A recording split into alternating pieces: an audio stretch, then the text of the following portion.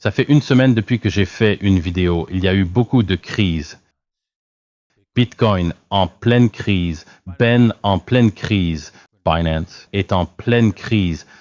Nous allons en parler davantage dans l'épisode d'aujourd'hui. Bonjour, bonsoir, bon après-midi, où que vous soyez, quand que ce soit. Merci de regarder mes vidéos. Je m'appelle Davinci Jérémy. Je suis de retour à Dubaï après être allé à Singapour et en Thaïlande pendant un petit moment. Je suis enfin de retour et je ne vais nulle part. Pour les 3 prochains mois au moins, car je vais rester ici à Dubaï. Je pourrais voyager à l'intérieur des Émirats arabes unis. Mais je reste ici à Dubaï pour la durée. Maintenant, j'espère que vous ne m'avez pas trop manqué. Je sais que ça fait un moment depuis ma dernière vidéo, mais nous sommes de retour et j'ai hâte d'entendre les nouvelles. Mais avant de passer aux nouvelles, je vais vous parler un petit événement qui s'est produit. Si vous n'avez pas suivi mes réseaux sociaux, vous avez raté une surprise que seuls les membres de mon Davatar ont pu voir et apprécier. Et si vous n'êtes pas membre de Davatar, vous devriez l'être. Car vous avez manqué beaucoup de choses, car de nombreux membres de Davatar ont rejoint cette fête en bateau, n'est-ce pas? Il y en a un à l'arrière là-bas. Et ils ont apprécié ma célébration d'anniversaire ainsi que ma demande en mariage à ma fiancée. Ce qui est bizarre. Ça ne devrait pas être dans cette vidéo. Oh zut, l'a-t-elle coupé? Oh, elle a dû le couper. C'est dommage. Mais bon, oui. J'ai fait ma demande en mariage à ma fiancée lors de ce voyage. Si vous allez sur mes réseaux sociaux comme Instagram, vous verrez également ces photos. Je vais probablement en poster plus à ce sujet à l'avenir. Jetez un œil. Il y aura aussi plus de vidéos sur ma page Instagram et sur la chaîne Carl Runefel. Bien, maintenant, passons aux nouvelles et souvenez-vous que nous allons faire un peu de trading. Donc, si vous êtes intéressé par le trading, vous pouvez vous rendre sur bybit.davincij15.com ou 2bit.davincij15.com. Les liens sont dans la description ci-dessous. D'accord.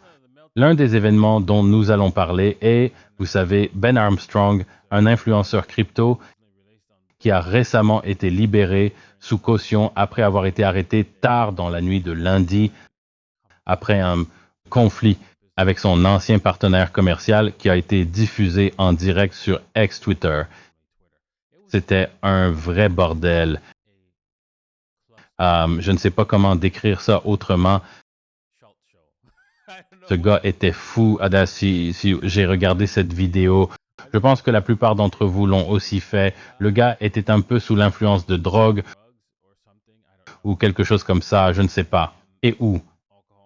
De l'alcool ou quelque chose, je ne sais pas. Et il avait un pistolet sur la banquette arrière. La police est arrivée. Il a été arrêté pour vagabondage, ce qui est une accusation absurde. Vagabonder signifie simplement rester à un endroit. Par exemple, si vous restez assis sur un banc de parc trop longtemps, c'est considéré comme du vagabondage. Donc c'est une accusation absurde. Et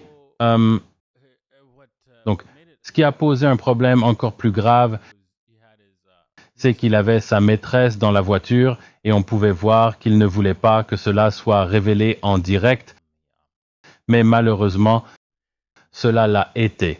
C'est ridicule, ridicule.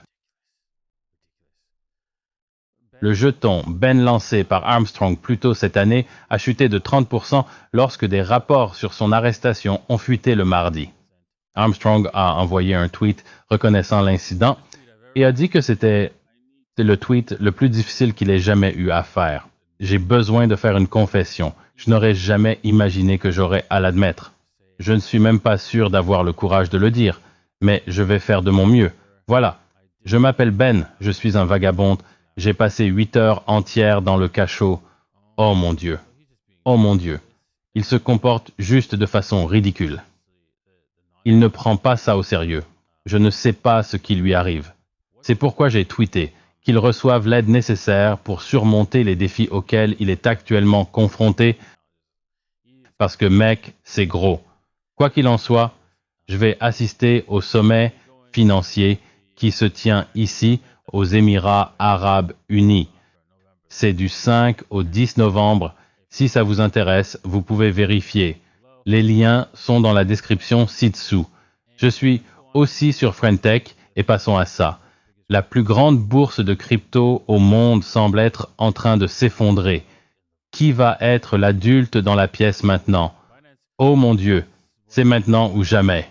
Binance a été laissé pour nettoyer le gâchis après que FTX se soit effondré l'automne dernier. Mais maintenant, la plus grande bourse de crypto au monde semble aussi être en train de s'effondrer. Comme le rapporte le Wall Street Journal dit cela, d'accord. Un des cofondateurs de la bourse a averti les employés que l'entreprise est dans une situation de maintenant ou jamais. Permettez-moi de zoomer pour que vous puissiez voir un peu mieux si vous êtes sur votre téléphone. Et le cofondateur a averti les employés que l'entreprise est dans une situation de maintenant ou jamais. Et des problèmes avec les régulateurs financiers. Chaque bataille est une situation de maintenant ou jamais. Et la seule chose qui peut nous vaincre, c'est nous-mêmes. Yi He, un directeur marketing financier et cofondateur, a écrit dans un message au personnel examiné par le Wall Street Journal: Nous avons gagné d'innombrables fois et nous devons gagner cette fois aussi. Maintenant, je pense que le maintenant ou jamais peut être simplement une chose qui se produit avec chaque entreprise, n'est-ce pas? Ou disons que vous dirigez un restaurant et que le chef, n'est-ce pas, démissionne. Vous n'allez pas entrer là-dedans en tant que propriétaire et cuisiner. Vous allez en fait trouver un chef et c'est une situation de maintenant ou jamais, surtout puisque vous devez ouvrir. Donc les situations de maintenant ou jamais se produisent tout le temps dans les entreprises et ce n'est pas quelque chose de nouveau où, oh mon Dieu, ils vont mourir. D'accord. Donc au cours des derniers mois, plusieurs cadres supérieurs de Shanghai International, dont le PDG de la branche américaine, Brian Scull, ont quitté leur poste au milieu de poursuites gouvernementales et de licenciements massifs. D'accord. Donc, vous savez, il y a beaucoup de baisse de volume en crypto. Et donc, à cause de cela, vous savez, cela doit entraîner beaucoup de rotation et ou de licenciement de personnel. Ils doivent se réduire pour mieux gérer leurs finances et garder, vous savez, tout leur, argent d'assurance. Prêt pour les gens. Si vous retirez tout votre argent, correct? Ou s'il y avait, en fait, il y aurait une faille de sécurité chez Binance. Donc, je pense que Binance va bien. Je ne vois rien qui puisse mal tourner. Je veux dire, ce sera difficile pour eux de survivre, mais ils sont déjà passés par quelques marchés baissiers auparavant et ils vont probablement traverser celui-ci indemne maintenant. Pas de garantie de la direction ici, mais c'est ce que je crois. D'accord. Le régulateur américain des valeurs mobilières dit que la SEC a tort de rejeter la proposition de Grayscale pour un ETF Bitcoin Spot. Vraiment, tu penses, mais ça n'a pas d'importance. Cette proposition de BTC Spot est juste de la foutaise de toute façon, mais la SEC fait partie de l'étranglement 2.0. Ils veulent couper l'accès aux cryptos. Donc évidemment, vous savez, une grande partie du gouvernement ne communique pas. Un côté du gouvernement n'écoute pas l'autre côté. Donc ça arrive souvent où le pouvoir judiciaire ne se conforme généralement pas à tous les désirs du gouvernement en général.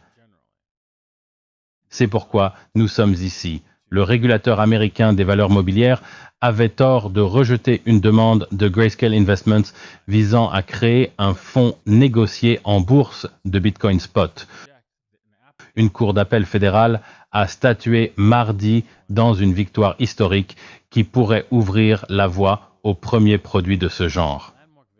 Un comité de 3 juges du tribunal d'appel du district de Columbia à Washington a déclaré que la Securities and Exchange Commission n'avait pas pleinement expliqué les raisons de son refus du produit de Grayscale et devrait revoir sa décision. Tout ce qu'elle dit, c'est que la SEC doit revoir sa décision et dire oui, oui, toujours non.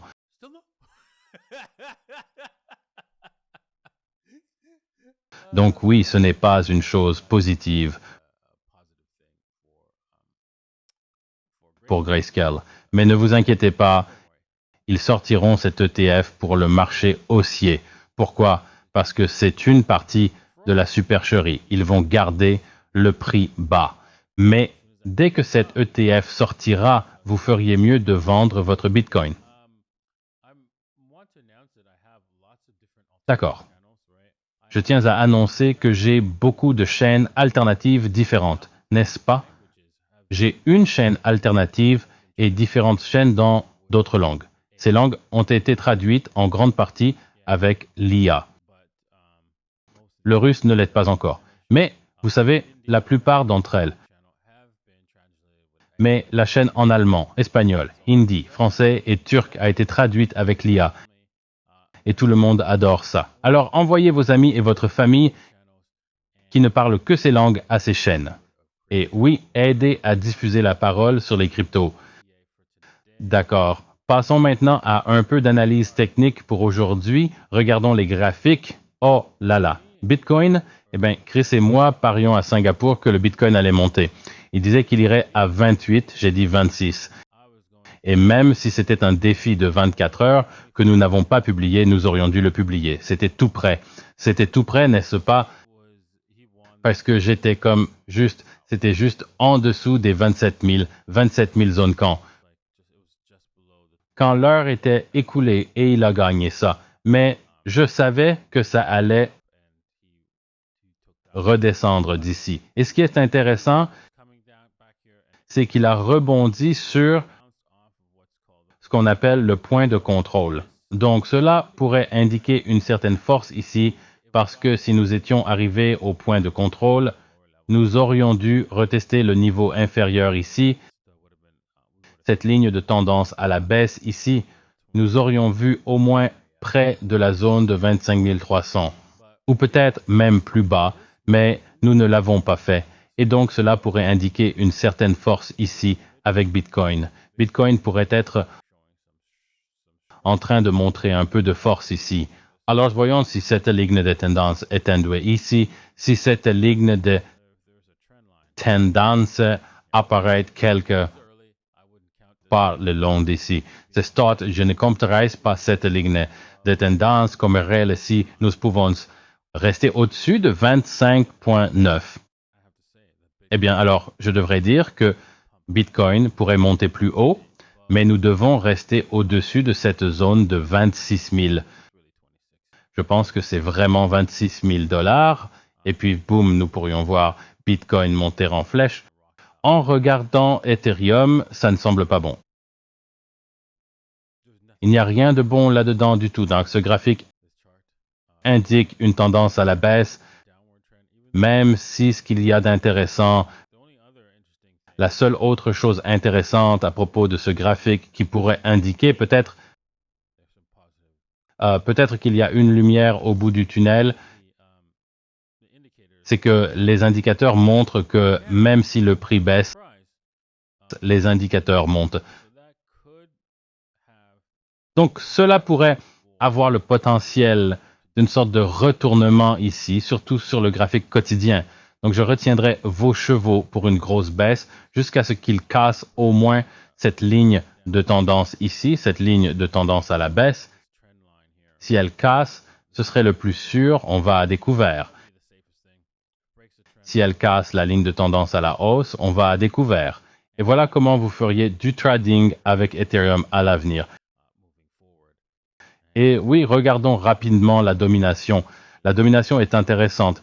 J'ai tracé mes lignes de tendance et je pense que c'est probablement la meilleure ligne de tendance. Nous sommes en dessous de ces lignes de tendance clés, ce qui pourrait indiquer que nous sommes en train de rompre. Malheureusement, voyons ici. Il n'y a pas d'indication que cela va monter. Et nous pouvons voir que nous créons plus de hauts. Plus bas, plus bas, plus bas, plus bas. Donc cela pourrait indiquer une rupture. Donc ici, autour de 49%, nous pourrions finir par voir cette chose se rompre fortement. Donc cela signifie que nous allons être en saison haute pour le prix en Bitcoin. Vous pourrez donc gagner plus de Bitcoin qu'en simplement détenant du Bitcoin. Et c'est pourquoi vous voudrez peut-être commencer à acheter certaines altcoins bientôt. Bien, je ne sais pas ce qui se passe avec ces boules crypto en particulier, mais eh bien, j'espère qu'elles seront bientôt de retour et en cours d'exécution. D'accord, c'est tout pour aujourd'hui. J'espère que vous avez apprécié l'épisode d'aujourd'hui. Nous vous verrons demain avec un autre épisode et oui, avec plus d'informations, plus de nouvelles et probablement quelques trades que vous pouvez faire en utilisant bybit.davinci15.com ou okx.davinci15.com dont les liens sont dans la description. Merci d'avoir regardé et à demain. Santé!